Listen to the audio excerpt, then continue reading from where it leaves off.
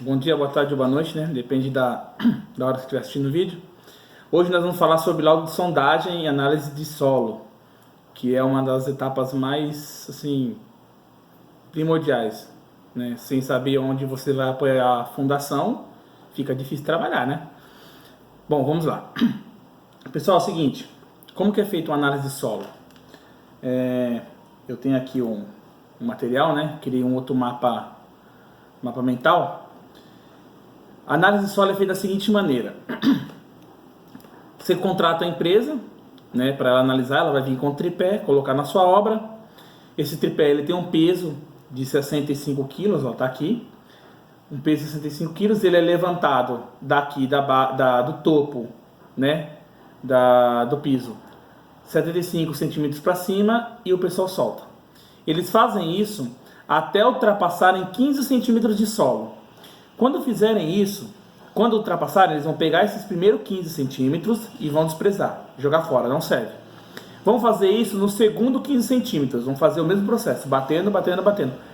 Passou esse segundo 15 centímetros, eles vão pegar esse solo e essas informações referentes aos golpes e vão guardar. Vão fazer isso no terceiro 15 centímetros, vão bater, bater, bater. Transpassou? Vai pegar essas informações e também vão guardar.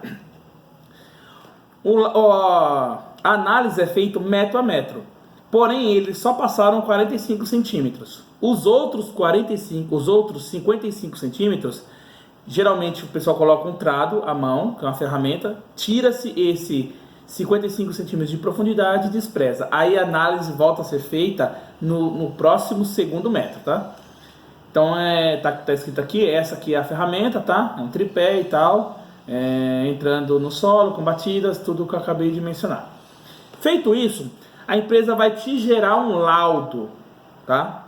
E esse laudo vai vir para você com todas as informações, inclusive com as informações mostrando onde foram os furos que você fez no seu terreno. Lembrando que a norma nos pede que seja feito no mínimo 3 furos no terreno para serem feitas análises. No mínimo 3, não tem 2, não tem 1, é 3. Então, você vai chegar junto com a empresa que vai analisar, né? E vai determinar quais são as posições desses furos, tá bom? Feito isso, eles vão te mandarem um laudo, que é o laudo SPT, tá? Vai vir com as informações dos furos, onde você alocou os furos, né? Onde você colocou os furos, e vai vir com a análise do solo que você pediu, tá? Este é um modelo, existem várias empresas, vários modelos, mas todos precisam ter as mesmas informações. Umas vão ter mais, outras vão ter um pouco menos, que vai ser assim, você vai precisar interpretar vai ter um pouco mais de dificuldade para interpretar, mas não é tanta, tá? Quais são as informações? Os locais da obra, tá? Onde ela foi feita, a profundidade, deixa eu só conferir um negócio aqui, pessoal, só um minuto, certo? A profundidade, né? O perfil geológico, a profundidade dos metros no qual você pediu para que eles furassem, o perfil geológico, a profundidade da camada e a descrição litológica, que é como é esse solo, se é areia, se é silt arenoso, se é areia fina, média, siltosa, micro, compacta, se é argila. O que é o silt? A argila e a areia a gente já conhece, mas o que é o silt? Ele está ali entre areia e argila, porém ele está um pouquinho mais puxado para a parte da argila, tá? Ele também tem um pouco mais de coesão, ele é um pouco mais compacto. Número de golpes. Lembra que eu falei que se fura-se o primeiro 15 centímetros, se despreza o segundo e o terceiro, se furam e retêm-se as informações? Estão aqui, tá? O NSPT, o que é isso? É a somatória do número de golpes dado no segundo 15 centímetros e no terceiro 15 centímetros. A interpretação geológica, como que é o solo, se ele tem aterro, se ele não tem aterro, se é um solo residual, se é um solo de alteração, etc, etc. Gráfico de resistência, nós vamos falar disso daqui a pouquinho para melhorar a interpretação do laudo. Nível de água, esse aqui é o cara, talvez um dos mais importantes, fora o NSPT. Ele nos indica onde está o nível do lençol freático. Neste caso aqui, neste terreno, na minha obra, ele está a 1,49 m de profundidade, já se encontrou água. E ele foi até a altura, até a profundidade impenetrável, 10,78 m de profundidade. Então, aqui foi impenetrável e o nível de água continuou. Galera, é o seguinte, localizando as informações. Profundidade impenetrável da nossa obra. Neste caso, primeiro furo SPT1, 10,78 m de profundidade, ficou impenetrável. Então, vai guardando esse sistema aí, tá? Resistência do SPT. Nos 10,78 m, ele teve uma resistência de 36 golpes. Nos dois, uma somatória do segundo e no terceiro, 15 centímetros de percussão, tá? Tipo do solo. Nesse espaço aqui, ele é uma areia fina, média siltosa com mica compacta, cinza escura, branca variegada. O que quer dizer isso? Tem uma mistura de solo aí bem grande, porém, na maioria deles, ou 80%, 90% deles, é um solo bem coeso, bem resistente. Exceto o fato de ter areia, mas como é areia fina, ou seja, ele está mais puxado quando ele tiver com algum tipo de água, ser um solo resistente, tá? Como aqui a gente tem água, então ele tem uma resistência boa. Vamos lá. O gráfico de resistência. O que é esse gráfico de resistência? É esse aqui, ó. 10, 20, 30 e 40. Significa o nível de resistência do solo. Quanto maior for este número, maior resistência a gente tem no solo. Por exemplo, o nosso deu 36, tá? Entre 30 e 40, ou seja, um solo muito bom. É ideal para se construir. E eu vou mostrar para vocês o porquê. Vamos lá, interpretando as informações que vieram no laudo, né? Profundidade, resistência, etc, etc. Vamos interpretar. Profundidade impenetrável. Naquele primeiro furo, nós temos 10,78 m de profundidade, já se tornou impenetrável. Tá bom?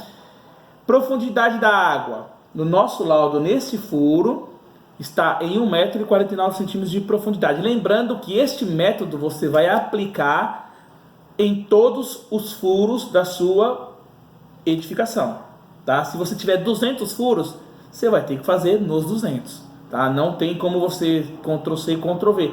Até porque, a não ser que o seu solo seja um solo bem linear, algo muito assim, que eu acho bem difícil, ser algo muito homogêneo.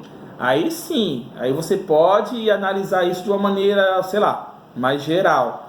Mas eu acho pouco provável. Sendo assim, as alterações, como são muitas, cada furo, análise diferente, tá? Individual. Então, 1,49 m de profundidade, legal. Identificar se o solo é coeso ou não coeso. Desculpa aí, pessoal. Vamos lá. Solo coesivo. O que quer dizer um solo coesivo? É um solo predominante de argila e silt. Argila é um solo bem compacto, que a água tem muita dificuldade de penetrar. Porém, quando ela penetra, ela também tem muita dificuldade de se escoar. Então a gente tem dois lados. Ao mesmo tempo que ela é difícil de ter água penetrando na argila, também é difícil que a água que está dentro da argila saia. Ou seja, o ideal é que ela não consiga entrar, porque uma vez que ela entrar, ela vai demorar para sair, tá bom? Sendo assim, solo coesivo é um solo que vai receber uma carga e ele vai absorver numa boa. Vai segurar ali e vai ficar, sabe, o tempo que for necessário. Não coesivo é um solo predominante de areia e material granular. O que quer dizer material granular? São pedras de proporções variadas. Ou seja, tenta imaginar aí você jogando água num canteiro de obra cheio de pedra, a água vai penetrar com muita facilidade. Da mesma maneira que ela penetra com muita facilidade, ela também sai com muita facilidade. Sendo assim, é um solo que você vai apoiar um peso nele e ele vai absorver, mas ele vai recalcar. Ele vai descer. Ele não vai ficar fazendo força contra o peso e segurar numa boa. Ele vai recalcar. Desenhar as linhas teóricas. O que são essas linhas teóricas? São umas linhas que você vai fazer junto com um laudo de SPT para você ter uma facilidade na interpretação, para saber onde você pode apoiar a sua fundação naquele solo, naquele perímetro onde foi feito o furo, tá bom? O que são essas linhas teóricas? Conseguem ver?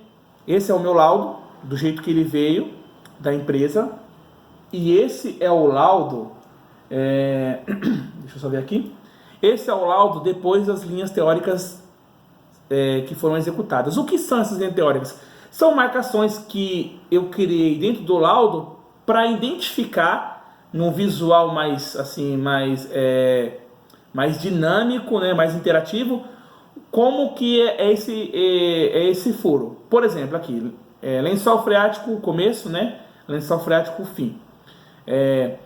No primeiro metro, eu tive uma batida, transpassei 75 centímetros, então está entre 1 e 10, né? A norma diz o que referente a esse gráfico de resistência? A norma diz que para as fundações superficiais, menor que 10 golpes, o solo tem baixa resistência.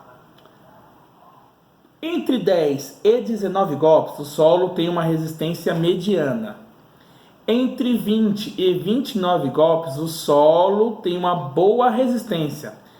Maior que 30 golpes, o solo tem uma ótima resistência, é ideal. Ou seja, amigão, se você tiver um terreno e na análise de solo mostrar nos seus furos maior que 30 golpes, fica tranquilo. Você vai ter uma fundação, dependendo do nível de água, superficial e barata, e dependendo também da carga, né, dessa obra, do tamanho, da proporção dela, da arquitetura, você vai aplicar uma fundação superficial e vai ficar tranquilo, tá? Mas isso depende também das cargas, tá? Vamos lá. O que são as linhas teóricas? São aquelas linhas que estavam assim, certo? O laudo, e aí depois ele ficou assim, com as linhas teóricas realizadas, tá? Entre 1 e 10, o solo é ruim. Então, tudo que for de SPT entre 1 e 10, eu risquei vermelho, coloquei a setinha e identifiquei. Ó, aqui no primeiro metro é ruim, do segundo ao terceiro metro é ruim, do 3,5 metros de profundidade, 6,5 metros também é ruim. Ou seja, eu fui mostrando, de acordo com o meu SPT, onde é o solo ruim. Só que chegou uma hora aqui, ó, no nono metro de profundidade, o meu SPT deu 28. A norma diz que entre 20 e 30, o meu solo tem uma boa resistência, ou seja, risquei aqui de amarelo, fiz o tracinho, solo bom. Vamos continuar a percussão. Fez os outros furos, continuou furando. Quando chegou em 9 metros e 45 de profundidade, a minha resistência caiu de 28 para 18. A norma diz que entre 10 e 20 o solo é mediano. Risquei um azulzinho aqui e tracei mediano. Estou fazendo essa identificação para que eu consiga ter uma interpretação melhor do laudo, tá? Só que quando chegou em 10 metros e 78, a minha resistência foi lá para 36. Ou seja, a norma diz que entre 30, acima de 30 golpes, o solo tem uma ótima resistência. É o que diz aqui, né? Ó. Acima de 30 golpes, o solo tem uma ótima resistência e é ideal. Ou seja, fiquei tranquilo aqui, sabendo que eu podia apoiar uma fundação, nesse caso profunda, aqui, e eu posso ficar tranquilo que ela vai resistir numa boa. Vamos lá. Então, galera, as linhas teóricas, elas servem para isso, para te mostrar de uma forma mais interativa onde você tem que colocar ou apoiar essa fundação que você vai mais para frente determinar qual vai ser, qual tipo de fundação vai ser, né? Nesse caso sabemos que é profunda, mas precisa saber o modelo de fundação. Uma outra informação que a gente precisa é o seguinte: fundação superficial ou profunda? Quais são os critérios para determinar se a minha fundação ela é superficial ou profunda, baseado nas informações que a gente extraiu do laudo e naquelas linhas teóricas que nós criamos? Vamos lá? Primeira coisa que a gente precisa saber para determinar se a fundação vai ser superficial ou profunda: a carga. A norma diz que até 40 toneladas força, a carga é baixa. O SPT mínimo é de 10 golpes para as 30 centímetros finais. 40 toneladas força a 100 toneladas força, o SPT mínimo é de 15 golpes para 30 centímetros finais. Acima de 100 toneladas força, o SPT mínimo é de 20 golpes para 30 centímetros finais. Aí você me pergunta, eu não sei a carga que vai ter a minha obra. Esse vídeo vai ser feito em breve, tá? Na verdade eu estou editando, mostrando como é feito a determinação de carga nas lajes que passam para as vigas, que passam para os pilares, que passam pelos andares, até chegar no solo e ir para a fundação. Como que é feito toda essa distribuição de carga, como que ela anda na estrutura e como que é calculado ela baseado em quais informações? Peso próprio, tipologia de laje, revestimento, carga acidental, etc, etc, etc. São vários itens que vão ser mostrados no outro vídeo, tá? Então vamos lá. Continuando. O lençol freático, que é o nível de água. Para fundações superficiais, a norma diz que eu tenho que apoiar a minha fundação a 2 metros de profundidade no mínimo, chegando até 3. Passando disso, a minha fundação ela já começa a ser mais cara e ela passa a ser também mais arriscada, porque tem a questão das paredes, de desbarrancar o terreno onde está sendo feito, a fundação, etc, etc. Então são vários fatores, tá? Mas o lençol freático, ele também ajuda nessa determinação. Nesse caso, daria para a gente apoiar uma fundação superficial? Não. Por quê? O nosso nível de lençol freático está 1,49 m de profundidade. Já se encontra água. A norma diz que no mínimo 2, ou seja, eu já estou dentro da água, nesses 2 metros. E de 2, no máximo 3, eu estou submerso. Estou com água envolvido em tudo. Então, fundação superficial, nesse caso, a gente já consegue enxergar que não dá. Vai ter que ser profunda. Profundidade do assentamento, que foi o que eu acabei de falar. De preferência, até 2 metros de profundidade no mínimo, podendo chegar a 3. E lembrando que maior a profundidade, maior é o gasto. Então é isso. Nesse caso, baseado nas informações daquele laudo de sondagem que está aqui, já com as linhas teóricas realizadas, a gente já consegue enxergar que aqui eu não consigo, de forma nenhuma, fazer uma fundação superficial. Porém, eu já tenho que pensar na fundação profunda, que é o que nós vamos fazer agora. Não utilizar fundações superficiais,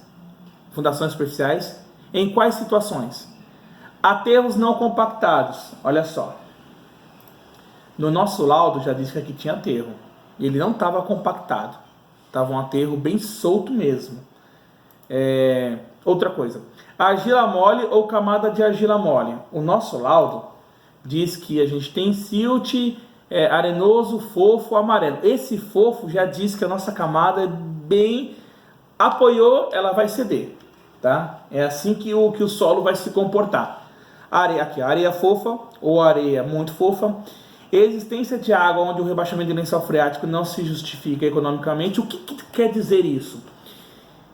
Pessoal, quando você rebaixa o lençol freático para se usar uma fundação superficial, você corre dois riscos. Primeiro, você vai tirar a água daquele espaço, vai se criar um volume de vazios, o solo do seu terreno ele vai recalcar, ele vai ceder, por mínimo que seja, mas ele vai ceder, e os terrenos vizinhos, se quando você retirou a água, o rebaixamento do lençol freático, você também puxou do terreno dos vizinhos, eles também vão ceder, ou seja, você vai causar danos na vizinhança e também em ruas se tiverem próximas da sua edificação. Então, essa questão do rebaixamento do lençol freático é bem delicada porque, às vezes, economicamente dizendo, não se compensa. Você corre um risco muito grande em rebaixar o lençol freático, você vai ter um ganho na sua fundação superficial, porém o custo de fazer esse rebaixamento é muito alto. Ou seja, às vezes é melhor você manter o lençol freático na sua posição que está e fazer uma fundação profunda, né? Sem mexer naquela questão de rebaixamento e interferir nas construções vizinhas. Quando são necessárias escavações maiores que 3 metros, que é o nosso caso. O nosso solo diz que 10 metros e 78 centímetros de profundidade, que é o solo ideal. Então já vamos descartar, né? Não sendo possível, superficial, adota-se a fundação profunda. O que quer dizer? Que nesse caso a gente vai ter que ir para profunda, não tem uma outra solução. É uma fundação profunda pela arquitetura da obra, por toda a dinâmica também da obra, por onde está construído, pelo tipo de solo, por aquelas informações que as linhas teóricas nos passaram, por toda a análise do SPT, sabe, pelos SPTs que teve metro a metro. Então, é melhor para profunda. Agora que entra uma outra situação, qual é o tipo de fundação profunda que eu irei utilizar na minha obra? Para que ocorra, para que você saiba selecionar a melhor fundação, você vai ter que saber referente a quais são as fundações profundas que tem disponível. Estaca broca é a primeira delas. Vamos lá. O diâmetro dela é de 15 a 25 centímetros, como está dizendo aqui. Ela aguenta pequenas cargas de 5 a 10 toneladas. Comprimento máximo de 10 metros de profundidade. Eu digo isso porque eu já fiz na mão também algumas estacas broca que eu fiz atrado 9 metros e 30, 9 metros e 50 de profundidade. Foi um trabalho assim maçante. Eu não desejo isso para ninguém. Vamos lá. Somente acima do lençol freático, ou seja, no nosso caso a gente já tem água com 1,49 m de profundidade. Não tem como a gente usar essa estaca broca, então descarta ela. Estaca escavada mecanicamente, feito com uma máquina, tá? Ela é a famosa Strauss, tá? Qual que é os requisitos dela? É uma carga alta de 25 a 100 toneladas. Somente em solos com coesão, que são resistentes, tá? Somente acima do lençol freático, pra gente já não dá. E ela é escavada com redução de carga na ponta, tá? Então ela não tem muita carga na ponta, mas só nas laterais. Então, pelo lençol freático aqui, pra gente já não serve. Estaca pré-moldada de concreto, é aquela que a gente chama de bate-estaca, tá? Vai ser colocada na demarcação ali do projeto estrutural da forma e vai vir a máquina batendo.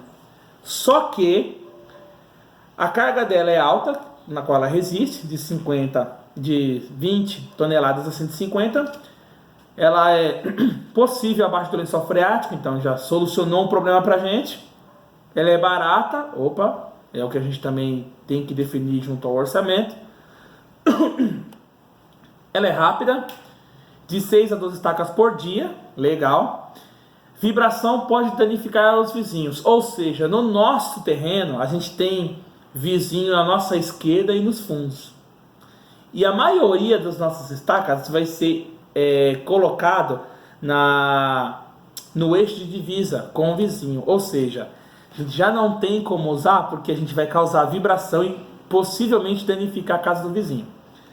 Não é capaz de atravessar camadas resistentes com matacões ou solos com pedregulho grosso. No nosso caso, a gente tem matacão. Material impenetrável na lavagem de tempo 10 metros 78 centímetros, provável rocha ou matacão. Ou seja, por dois motivos bem claros aqui, a gente já não pode usar estaca pré-moldada, pela vibração dos vizinhos e pelo matacão. Desperdício devido às sobras. Isso é mais comum, então isso a gente até pode relevar. Estaca Frank. Tem uma carga alta, tá? Carga alta que eu digo é a carga que ela recebe, que ela sustenta, tá? De 55 a 170 toneladas. Muita vibração, prestem atenção, cuidado com a vizinhança, estado precário, ou seja, pra gente já não dá. O custo dela é alto em comparação às outras, está em desuso, velocidade baixa de 2 a 3 estacas por dia, em termos de capacidade de carga, uma das melhores, ok, mas já não se aplica a nossa obra pela questão vizinhança. Estaca hélice contínua, talvez essa seja a estaca mais usada hoje nas obras, por vários motivos. Ela pega uma estaca que cada estaca pega uma carga alta de 30 toneladas a 490 toneladas.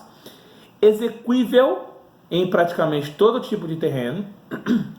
O custo é bem acessível e muito usual, está bem competitivo. O que quer dizer? Que hoje em dia todo mundo está usando, então oferta, demanda. Bastante oferta, bastante demanda, muita oferta. Desculpa, pessoal. Estaca metálica. Carga alta de 40 toneladas a 300 toneladas. E ela é muito cara. Ou seja, a gente já não quer isso também. Estacão ou estaca barrete. Acima de 150 toneladas. Pra gente já não serve. Porque nosso pilar nessa obra, o pilar de maior peso, acho que tem 65 toneladas. Compete com tubulão ar comprimido, baixa resistência na ponta, é cara e a área para instalação dos equipamentos tem que ser grande. A área de instalação dos equipamentos devem ser grande. Ou seja, você precisa de muito terreno para acomodar só o material dela para ela ser executada. Ou seja, inviável, né? Tubulão ar comprimido. Vai precisar montar todo um sistema também para se comprimir o ar no lugar onde está sendo feita a escavação, para que não esteja desmoronamento e que a água seja expulsa, tá? Alta capacidade de carga, não tem nem discriminado o valor disso, mas é alta. Execuível abaixo do nível do lençol freático, por quê? Quando comprimir o ar vai expulsar a água, tirando a água do solo. Mas é cara, então já não serve. Estaca raiz. Alta capacidade de carga, execuível abaixo do nível lençol freático, ela é cara, é escavada, portanto não garante a limpeza do fundo, a produção é lenta, de 1 a 5 estacas por dia, perfura qualquer tipo de solo quando conjugada com um martelo pneumático de fundo, inclusive rocha sã abrasiva. Eu na verdade nunca vi a execução de uma estaca dessa, tá? Tubulão a céu aberto. É a mesma questão do tubulão, que está aqui, ó. Porém, ele não tem a questão do ar comprimido. Depende muito da região para região, porque é muito não usual. Barato. Praticamente qualquer faixa de carga. Olha só.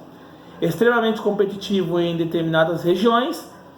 Somente implantável em solos coesivos. Ou seja, se o seu solo não for aquele solo não coeso, solo com muito granular, cheio de pedra, já não serve. Galera, esse aqui é o vídeo que a gente falou sobre laudo de SPT, tá? A gente já sabe todas as informações necessárias que o solo nos passou, tá? Lembrando que este laudo da minha obra, tá? Este laudo é esse SPT1 aqui, tá bom? tem o SPT2 e tem o SPT4. A maneira de analisar é a mesma. A diferença é que o SPT1 nos trouxe algumas informações, o SPT2 trouxe outras e o SPT4 trouxe outras. Inclusive, eu vou até mostrar aqui para vocês as informações que o SPT2 nos trouxe. Foram essas, tá? Esse aqui é o SPT2 da nossa obra. O SPT, tá? Que é o furo 2 da nossa obra. Inclusive, ele é grande a ponto de ser feito em duas folhas. Eu vou achar aqui. Deixa eu ver aqui, só um minutinho. Isso. Módulo SPT2. Certo. Aqui é o resultado final desse laudo, desse furo 2, tá? É as mesmas questões. Você vai analisar o SPT, vai trazer as linhas teóricas, mostrar para você mesmo onde é o solo e onde você vai apoiar. Lembrando que a gente costuma apoiar a fundação não no lugar onde... Não no lugar onde a gente... que a gente não vai apoiar a fundação, aliás, não vamos colocar a fundação no SPT de 36, pelo contrário, nós vamos apoiar um SPT acima, ou seja, se 10 metros e 78, nosso SPT era 36, resistente, então nós vamos apontar, nós vamos colocar a nossa fundação no SPT 18, porque a nossa resistência está no SPT de 36, tá bom? Lembrando que é isso que a gente faz. Pessoal, deu um probleminha aí no áudio, tá? No vídeo, mas eu vou tentar ajustar. E é isso, galera. Lembrando mais uma vez aí, peço a vocês que se inscrevam aí no canal, tá? Vai ter muita coisa boa, muita coisa boa. Inclusive, eu tô ansioso para mostrar para vocês como que a gente definiu essas cargas aqui, ó. Deixa eu ver aqui, estaca cargas. Aqui, ó. Essas cargas aqui, eu estou ansioso para mostrar para vocês como que a gente definiu cada uma delas, ó. Tá vendo que a norma dá uma quantidade de carga para os SPTs mínimos? Então, baseado nessas informações, a gente consegue determinar qual é o tipo de fundação que a gente vai usar, vindo aqui na fundação, ó, e sabendo qual é a fundação que a gente vai adotar.